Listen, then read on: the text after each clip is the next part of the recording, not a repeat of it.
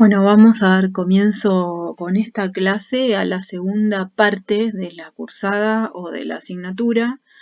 Les quería comentar algo que no sé si ya les dije, pero yo siempre suelo decir lo mismo en las cursadas. Microbiología y parasitología es una disciplina muy amplia, porque a su vez virología, micología, bacteriología y parasitología, cada una es una disciplina muy amplia.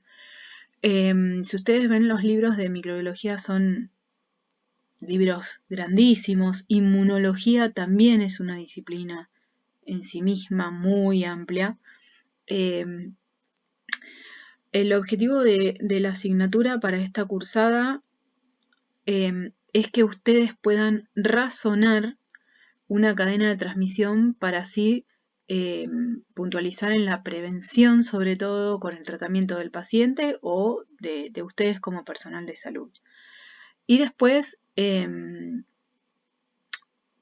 conocerán, también mucho va a tener que ver con la experiencia que vayan adquiriendo cuando trabajen, de los tratamientos y de particularidades de cada microorganismo.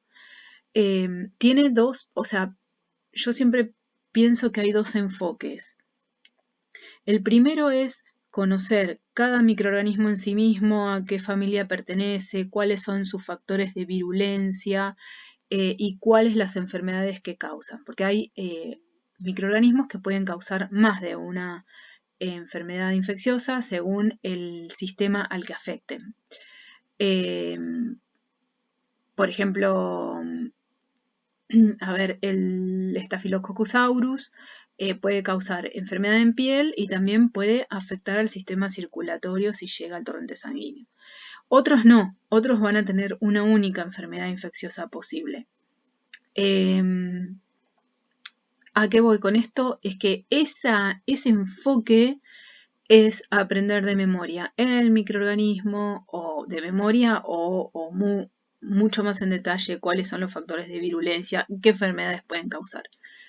Y la otra es el enfoque que yo les doy, que es qué enfermedades infecciosas hay de los distintos sistemas o aparatos del cuerpo humano. O sea, las que afectan a piel y partes blandas, las que afectan al sistema respiratorio, al sistema circulatorio, sistema nervioso y sistema genitourinario. Y creo que no me olvido ninguno, pero el enfoque que yo les proporciono es ese, porque es una manera de razonar sabiendo dos o tres cosas puntuales de cada sistema y razonando una cadena de transmisión básica, que es la que les expliqué en las primeras clases, uno puede razonar muchas cosas y puede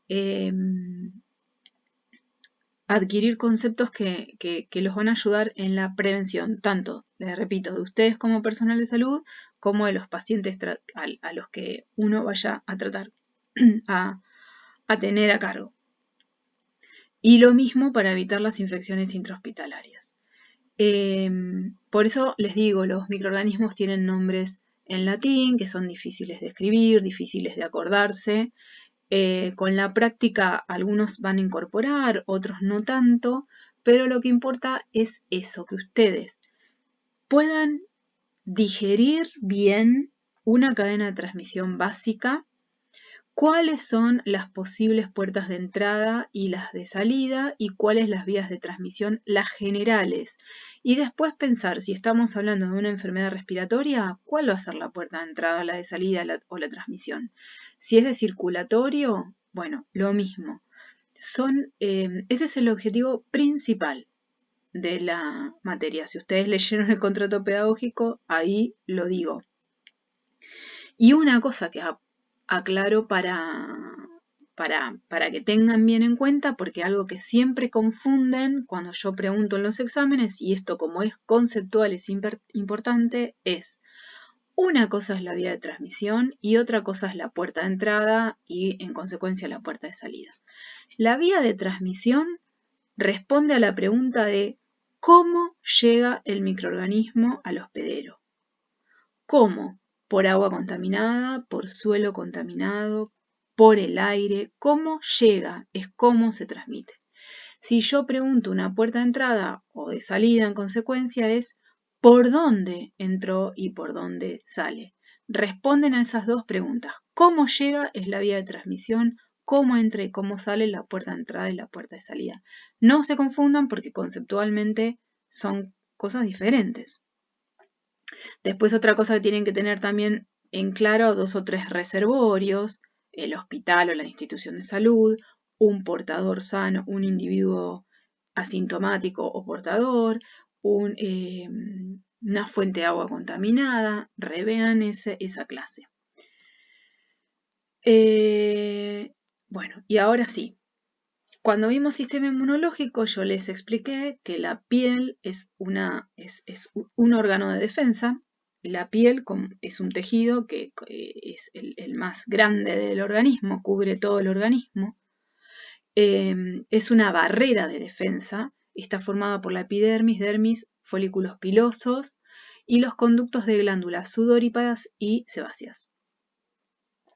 La epidermis es la porción más externa, la que vemos, digamos, delgada, que está formada por el estrato córneo, que es lo más superficial, que tiene células muertas que se van descamando, que se va regenerando también, y queratina, que es una proteína fibrosa, ¿se acuerdan los que cursaron química?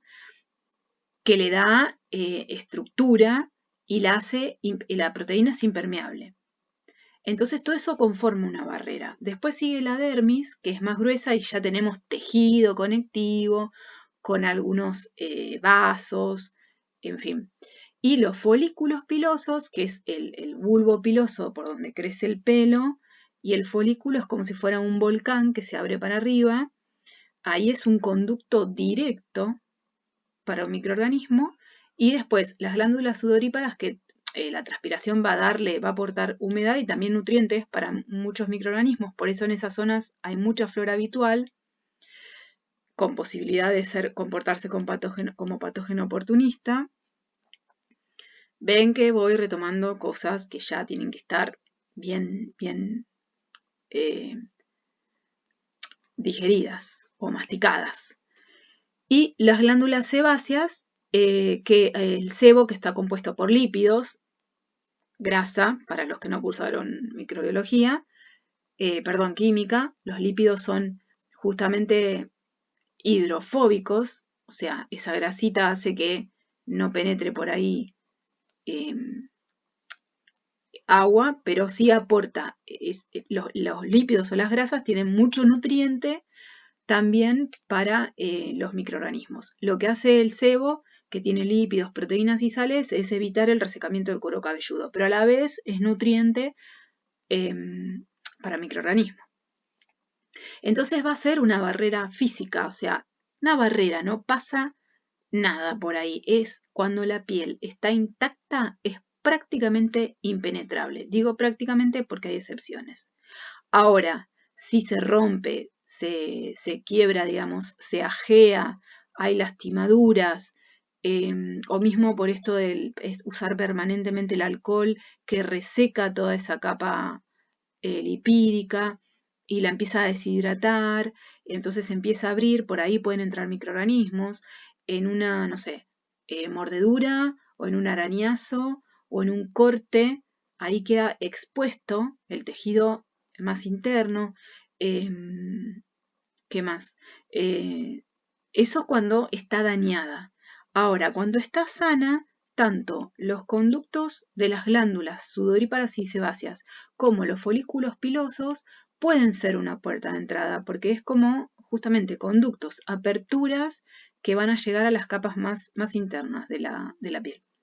Y pueden agarrar un vaso sanguíneo y llegar a circulación, por ejemplo. Y después, algunas excepciones, hay algunos parásitos en formas de larvas microscópicas, ¿no? Que pueden penetrar la piel sana. De hecho, es la puerta de entrada a través de piel sana. Esto pasa mucho cuando uno manipula tierra fértil para hacer jardinería. Ahí están las larvas de estos parásitos. No van a afectar, bueno, o sí, en algunos casos se comportan afectando la piel, pero lo importante es que penetran la piel sana, por eso siempre uno tiene que usar guantes cuando manipula tierra. Bueno, también tiene secreciones ácidas con variaciones de pH, o sea, pH bajo, humedad y algunos defensinas, que son proteínas o péptidos más chiquititas que las proteínas, antimicrobianos. O sea, es una verdadera línea de defensa.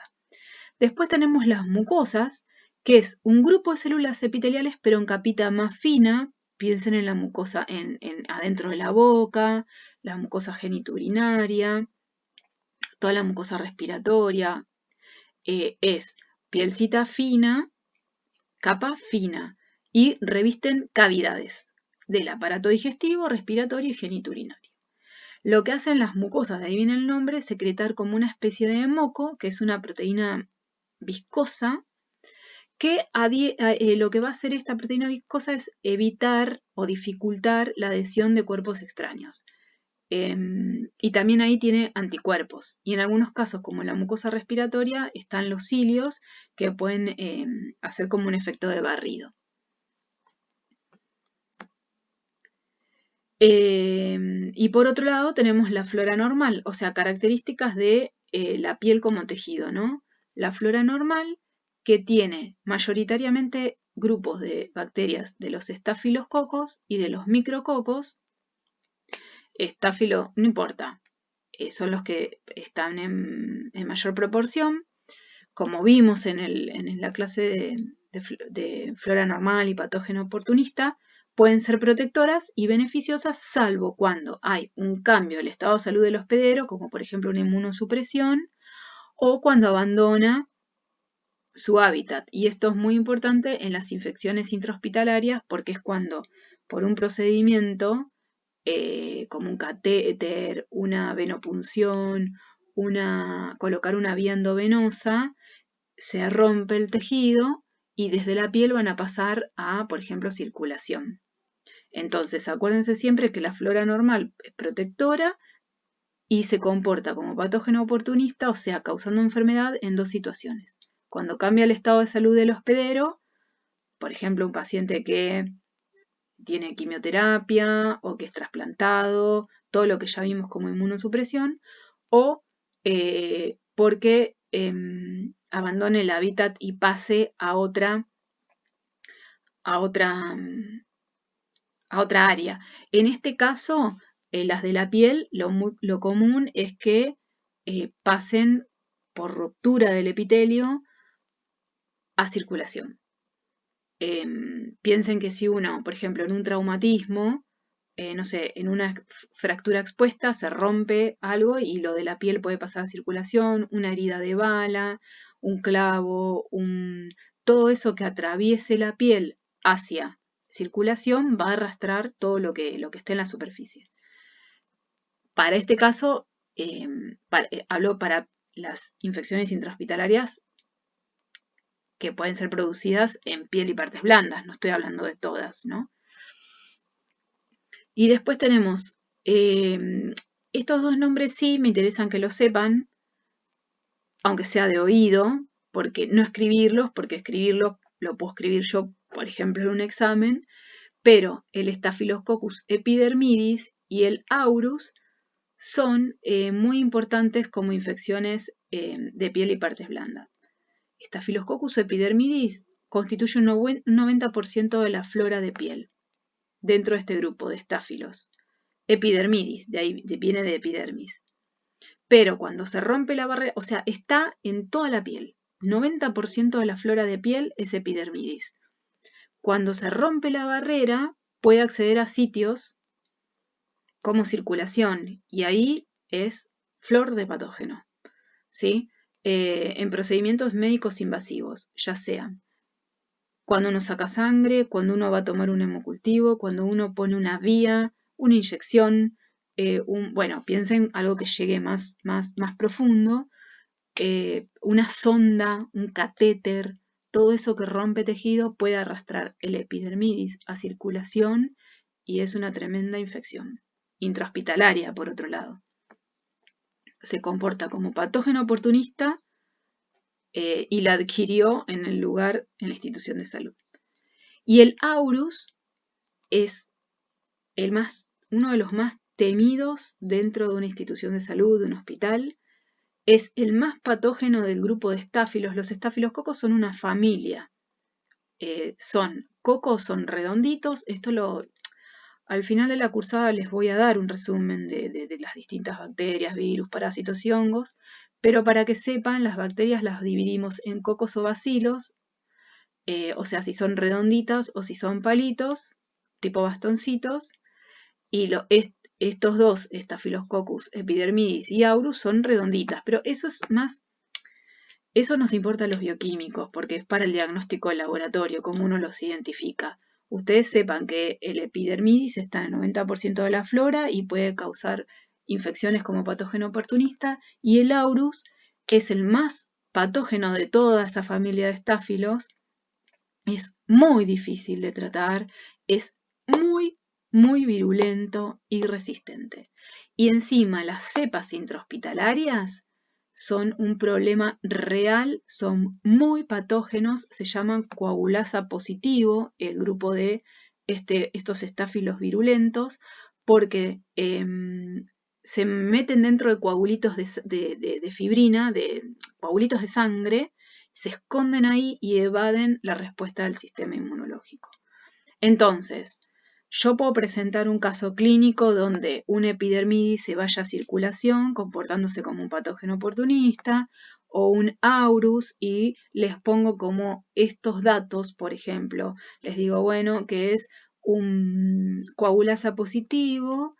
¿Qué serían todos esos? Coagulasa positivo, resistencia, se enmascara dentro del coágulo.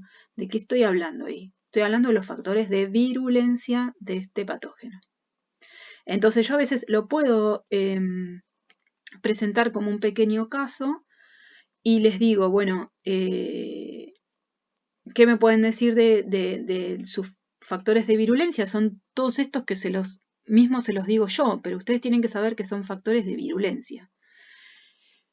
Esto, que son muy resistentes a antibióticos, digo, ¿no? Que se puede esconder acá dentro de coagulitos, evadiendo el sistema inmunológico, y las cepas que conocemos en los hospitales como METI-R son estos que son resistentes a las meticilinas, que es un antibiótico. Cuando hay un estáfilo se lo va a tratar con antibióticos muy lo que conocemos como de última generación, no con un antibiótico común y corriente, sino con uno como digamos de avanzada, por decirlo de alguna manera.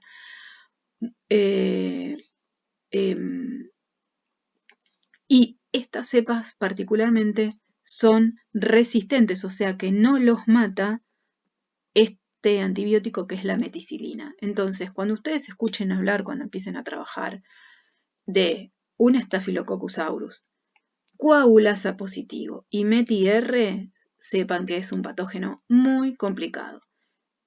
Es muy patógeno y es muy difícil de tratar porque adquirió muchos factores de virulencia. Enmascara el sistema inmunológico, es resistente a un montón de antibióticos, es el más patógeno de todos los estáfilos. ¿Sí? Estos dos nombres, acuérdenselos. No sepan escribirlos, pero sí sepan dónde están en piel. Este puede adquirir circulación y ahí es un patógeno oportunista, y el aurus particularmente es muy patógeno, pero dentro de ese grupo de Staphylococcus aureus hay cepas particulares que son coagulasas positivas y o METI-R, y esos evaden el sistema inmunológico y es muy difícil de tratar con antibióticos. Eso. Bueno, ¿cuáles van a ser la puerta de entrada de las infecciones que se adquieran en la piel? Les dije recién los folículos pilosos, los conductos de las glándulas, sudoríparas y sebáceas, y excepcionalmente la piel sana por larvas de ciertas parasitosis que ingresan desde el suelo, o sea, en el suelo, por otra vía de transmisión de infecciones del sistema gastrointestinal. Llegan huevos de parásitos, el huevo eclosiona, sale la larva y después uno cuando va a manipular la tierra, esa larva penetra la piel. La larva va a ser otro tipo de enfermedad, pero sepan que sí en la piel puede generar como una alergia cuando está pasando por la piel. Acá lo que muestro es la piel como puerta de entrada. Los contagios más frecuentes de las enfermedades de piel van a ser justamente por ruptura de la barrera, ya sea por inmunosupresión para patógenos oportunistas o por portadores o colonización asintomática. Es decir, se rompe la barrera en un catéter, en una vía, en una mordedura, en un arañazo, en una herida de bala, hay ruptura de barrera. Otra posible es inmunosupresión, patógeno oportunista. Hay un hospedero inmunosuprimido y hay un desbalance en la flora normal y lo que era protectora o que no traía ninguna enfermedad puede proliferar y hacer enfermedad, ¿sí? Segunda condición. Y la tercera es los que son portadores o colonización asintomática. O sea, las personas tienen en sus manos, por ejemplo, algunos microorganismos y los pueden transmitir, por ejemplo, a un alimento o a un... no, a un alimento no, porque esa sería para gastrointestinal, pero sí a otra persona por contacto, ¿sí? Por contacto de manos, que sin lavar. Entonces, esas son las 3 contagios más frecuentes de puertas de entrada de enfermedades de piel. O por ruptura de barrera, o por inmunosupresión, o por personas que son portadoras o que tienen en sus manos, no tienen síntomas, pero por falta de higiene pueden portar a otras personas. Hay una cosa que va para esto y para todas las infecciones. Cuando ustedes ven una palabra que termina en itis, el sufijo itis, la terminación itis, indica inflamación. La inflamación es un proceso que es un proceso que forma parte de las defensas del sistema inmunológico, que es para combatir una noxa.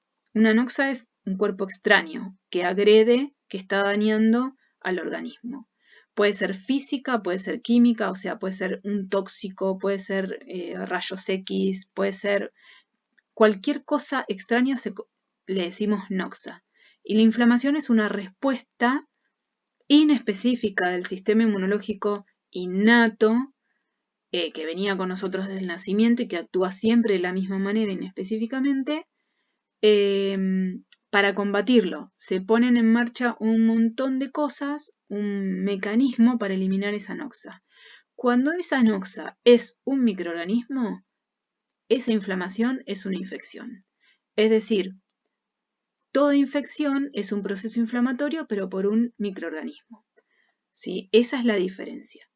La inflamación es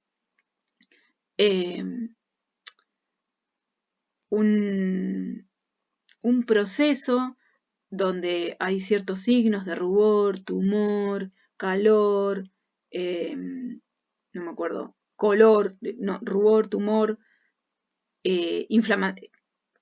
la inflamación en sí es una serie de fenómenos, es un mecanismo que tiene una explicación compleja de por qué la zona se pone colorada, se hincha, se pone calentita, todos esos los signos de la inflamación. Calor, rubor, tumor, ¿sí? Ahora, eso puede pasar desde por una quemadura, porque me pinché, porque me picó un bichito, porque me quemé, inflamación. Ahora, cuando esa inflamación es por un microorganismo, esa inflamación la llamamos infección. Obviamente para que haya infección depende de muchas cosas. Por un lado del inóculo, o sea, cuántos microorganismos entraron. Después, la inmunidad del paciente, la virulencia del microorganismo, ¿sí? Es una sinergia de cosas, o sea, una cosa es un microorganismo muy virulento que puede con poca cantidad causar infección Y otra cosa es un microorganismo que es poco virulento y necesita muchos microorganismos para causar infección y además un hospedero bastante inmunosuprimido. O sea, no es nada matemático. Se evalúan muchas cosas para que se desarrolle la infección. Bueno, y otra cosa importante es que las infecciones, una vez que están en piel, pueden acceder a distintos sistemas cuando llegan al sistema circulatorio. Una que les remarco que es muy importante es infección de herida quirúrgica, que se los dije un poquito recién, es una de las principales complicaciones de una cirugía y muy prevalente, o sea, estadísticamente alto. La infección, es decir, microbiana obviamente porque es infección, de una intervención quirúrgica, pues, la persona se hizo una cirugía y se infecta esa herida. O sea, llegaron ahí microorganismos.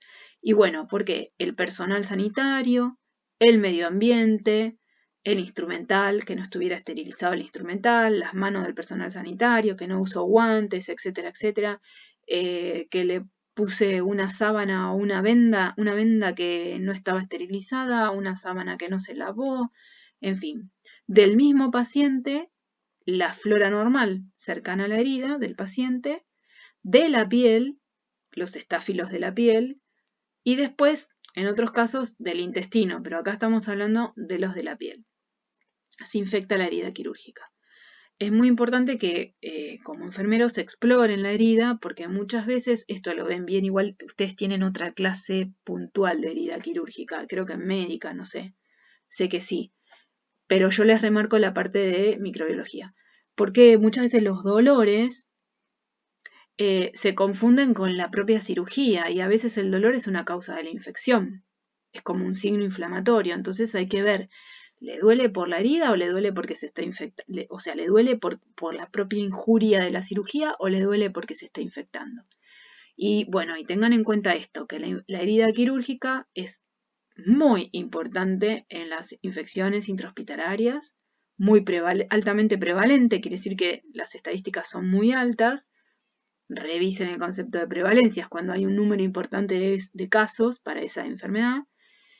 Y puede venir o del personal sanitario que tocó ahí sin lavarse las manos, sin normas de asepsia y antisepsia, del medio ambiente, del instrumental que no se higienizó, que no se esterilizó, de la flora normal del paciente, de la misma piel, estáfilos, ¿no?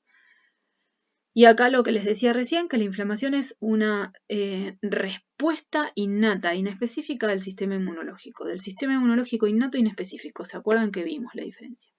Tumor, es decir, está hinchadito porque ahí se acumula líquido y hay edema, hinchadito.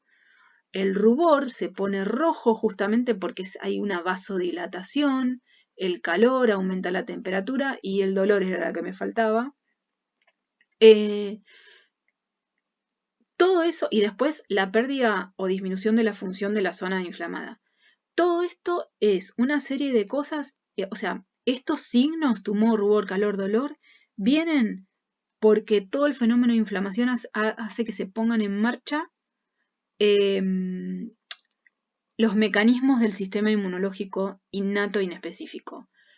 Se liberan sustancias, llegan células al lugar, los leucocitos, los glóbulos blancos, hay toda una parte de quimiostasis, de mediadores químicos, se vasodilata todo, entonces todo ese fenómeno que es muy complejo, lleva a estos signos de la inflamación. Ahora, esto les repito que puede pasar por distintas causas que las conocemos como noxas. Una quemadura causa una inflamación, pero no es una infección porque no es un microorganismo una quemadura. Distinto es que se infecte posterior.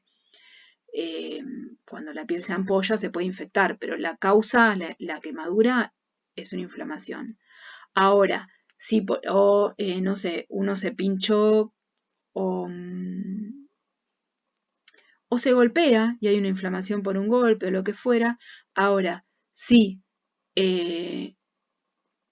tengo un granito con pus que está coloradito, calentito y rojo y me duele, ahí ya hay una infección, porque hay un microorganismo, por ejemplo. No se me ocurre otro ejemplo, pero siempre la inflamación es una cosa y la infección es la inflamación cuando hay un microorganismo en el medio. No es lo mismo decir inflamado que infectado. Infectado es inflamado, pero la causa es un microorganismo. Inflamado puede ser cualquier causa que provoque estos signos. Bueno, y acá yo les empiezo a dejar los cuadros. Estos cuadros son del Tórtora. Yo no sé si lo tienen en PDF, se los puedo mandar. Lo que pasa es que es un libro complejo. Yo prefiero que ustedes estudien de las clases apoyados en el de la Rosa, y si quieren investigar, del Tórtora. Es un lindo libro, pero es complejo para estudiarlo.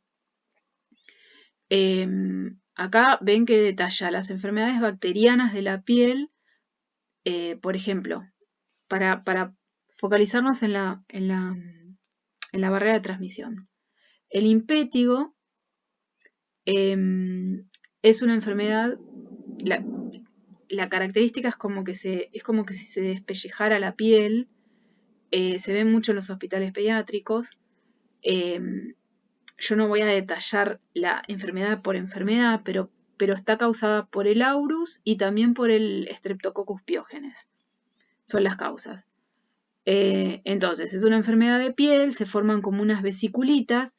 ¿Cuál es la vía de transmisión? Bueno, contacto directo o fomites, que eran esos objetos inanimados, algo que uno tocó donde están las bacterias. La foliculitis, que va a ser la inflamación, en este caso infección, de un folículo piloso por un Staphylococcus aureus que está en la piel, etc. Las virales. Acá se detalla enfermedad por enfermedad, pero piensen, ¿por dónde entraría? Van a entrar por la piel. Salvo algunas como, por ejemplo, viruela y varicela, que entran por vías respiratorias y la expresión es en la piel. Pero no es únicamente una enfermedad de la piel porque son sistémicas, afectan otros sistemas, pero vienen por vía respiratoria. No voy a entrar en detalles tramposos tampoco. Les quiero mencionar, por ejemplo, el herpes zóster o culebrilla es el virus de la varicela zóster, que es cuando una persona se infecta, la primera vez adquiere la varicela, todo su sistema inmunológico responde y tenemos esa expresión con todas esas vesículas que aparecen en todo el cuerpo, generalmente en torso. Bueno, ese virus es un herpes. Los herpes tienen la particularidad de quedar alojados en los ganglios, y cuando la persona tiene o una inmunosupresión por estrés o un inmunocompromiso o se expone por segunda vez al herpes zóster, lo que aparece es la famosa culebrilla, que es el mismo virus de la varicela, pero alojado en una zona que está confinada porque el sistema inmunológico lo puede rodear y lo puede combatir. La primera infección es más generalizada. La segunda es generalmente abajo del brazo, en la cara, en el trigémino, donde quedó alojado el herpes. Hay personas que pueden tener una varicela por segunda vez y tiene que ver con el sistema inmunológico del paciente. Bueno, y acá están las distintas enfermedades que yo no quiero detallar cada una, sino que ustedes piensen cuáles son las puertas de entrada más probables para piel. A ver, esto ya les dije.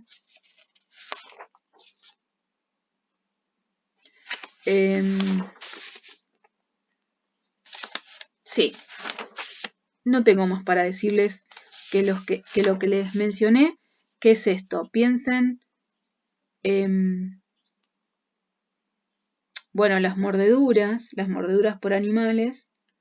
Ustedes piensen que cuando un animal muerde a una persona, más allá de virus como la rabia que transmiten los mamíferos, está toda la flora normal del animal. Y por otro lado, bueno, hay distintas infecciones que pueden transmitir, pero eso es lo importante. Por ejemplo, una mordedura de una rata transmite un montón de enfermedades. De las que la que más me interesa que les remarqué es la infección de herida quirúrgica.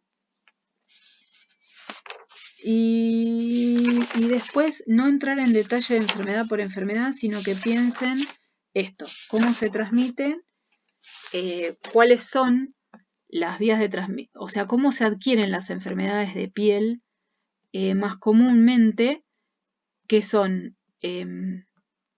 estas, o por ruptura de la barrera, no sé, mordedura, arañazo, herida cortante, herida de bala, y todo lo que es en una institución de salud, un catéter, una vía, una inyección, hasta una vacuna, si no está desinfectada correctamente la zona, todo lo que atraviese el epitelio,